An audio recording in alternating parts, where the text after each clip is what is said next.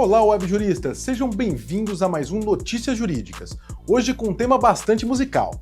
Você já parou para pensar como seus artistas favoritos são pagos quando você ouve aquela música no repeat, no seu streaming favorito? Mas, por trás disso, existe uma teia complexa de direitos autorais, contratos e, claro, muita discussão jurídica. Ah, e adivinha quem está no centro de uma das pontas dessa discussão? Ninguém menos que o rei, Roberto Carlos. Roda a vinheta.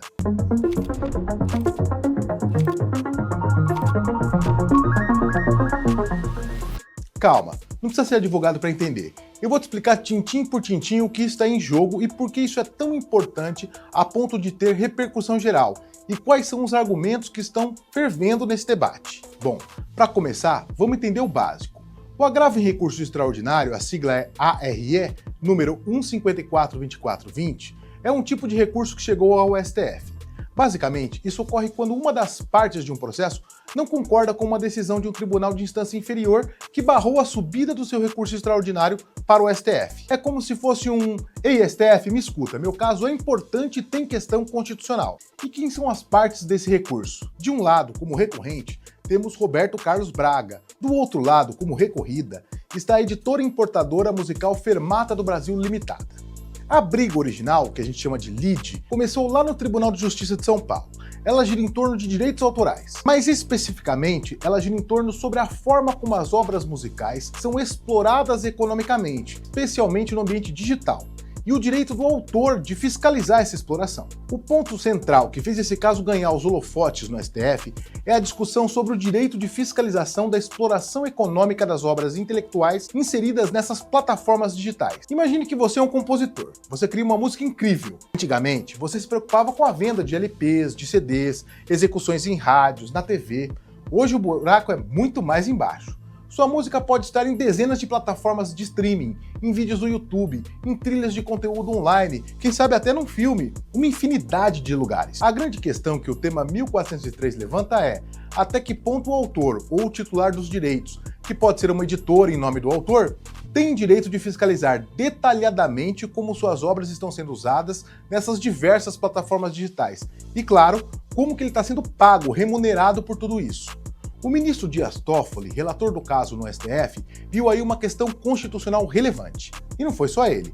A maioria dos ministros concordou que o tema ultrapassa os limites dos interesses individuais das partes do processo e tem potencial para impactar inúmeros outros casos parecidos, justificando o que chamamos de repercussão geral. Bom, quando o tema foi reconhecido pelo STF como repercussão geral, ele está dizendo o seguinte: essa discussão aqui é tão importante e ela afeta tanta gente que a decisão que tomarmos nesse caso vai servir de modelo para todos os casos semelhantes em instâncias inferiores de todo o Brasil.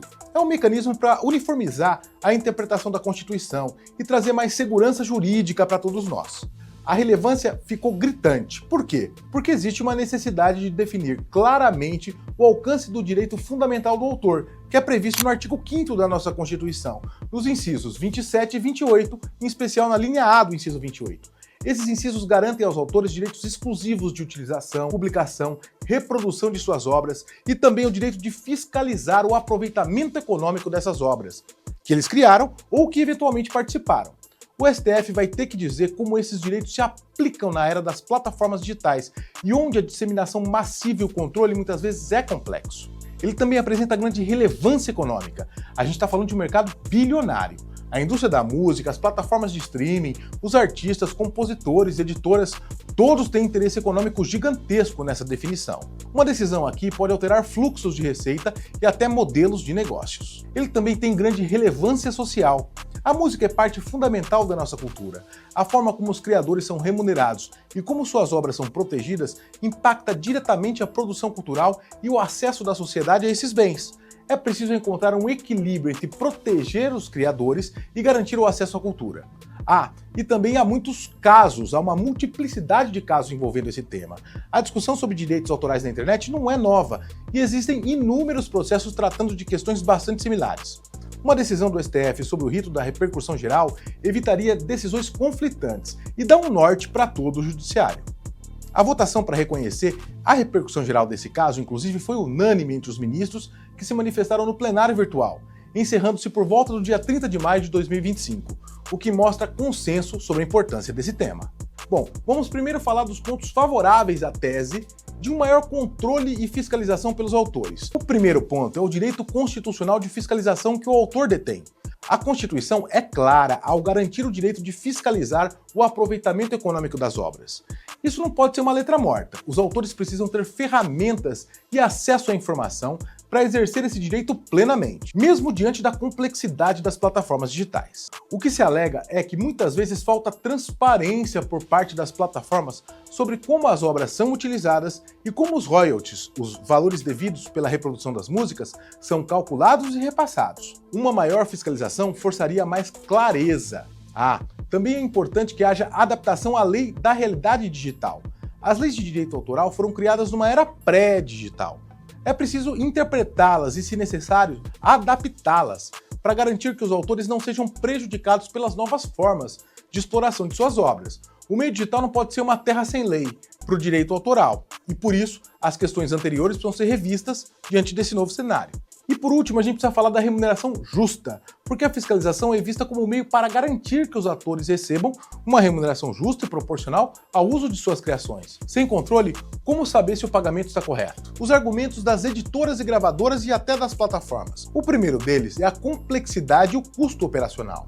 As plataformas lidam com milhões de obras e bilhões de execuções. Uma fiscalização individualizada e excessivamente detalhada por cada titular de direito poderia ser operacionalmente inviável ou gerar custos altíssimos que poderiam ser repassados aos consumidores, ou até mesmo inviabilizar os modelos de negócio. E um outro argumento é a existência de contratos e acordos, pois muitas vezes a exploração das obras já é regida por contratos entre autores, editoras e plataformas. Argumenta-se que esses contratos já prevêem as formas de remuneração e, em certa medida, de prestação de contas. As editoras também destacam o papel das associações de gestão coletiva, como é o caso da ECAD. No Brasil, já existem entidades responsáveis por arrecadar e distribuir os direitos autorais de execução pública musical.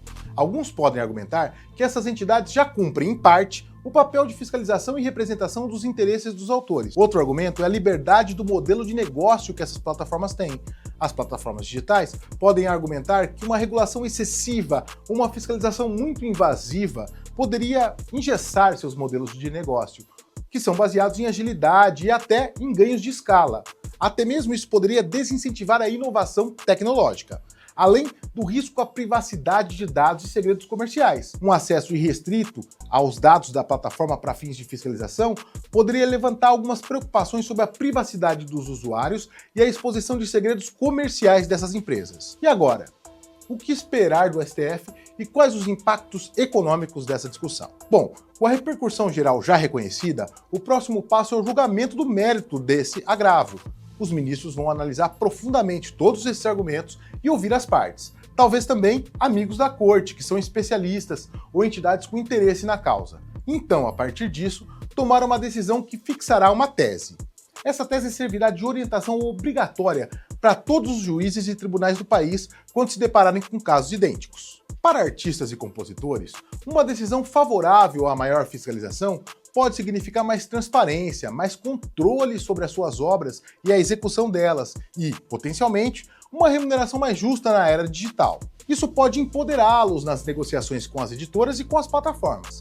Já as editoras musicais terão que se adaptar às novas regras, podendo ter que renegociar contratos e ajustar a forma como representam os autores perante essas plataformas digitais. Essas plataformas digitais, a exemplo do Spotify, Deezer, YouTube Music, entre outras, elas podem ter que desenvolver novos mecanismos de transparência e prestação de contas, investir em novas tecnologias para facilitar essa fiscalização e, quem sabe, rever seus modelos de repasse de royalties. Isso pode ter custo, mas também pode trazer mais segurança jurídica. E você? O que você acha disso tudo? Quem tem razão nessa disputa? Os artistas precisam mesmo de mais poder para fiscalizar as plataformas ou elas já fazem o suficiente? Deixa aqui nos comentários a sua opinião. Vamos debater junto. Não se esqueça de curtir o vídeo se você aprendeu algo novo, compartilhar com seus amigos que amam música e se inscrever no canal para não perder as próximas análises. Valeu e até a próxima!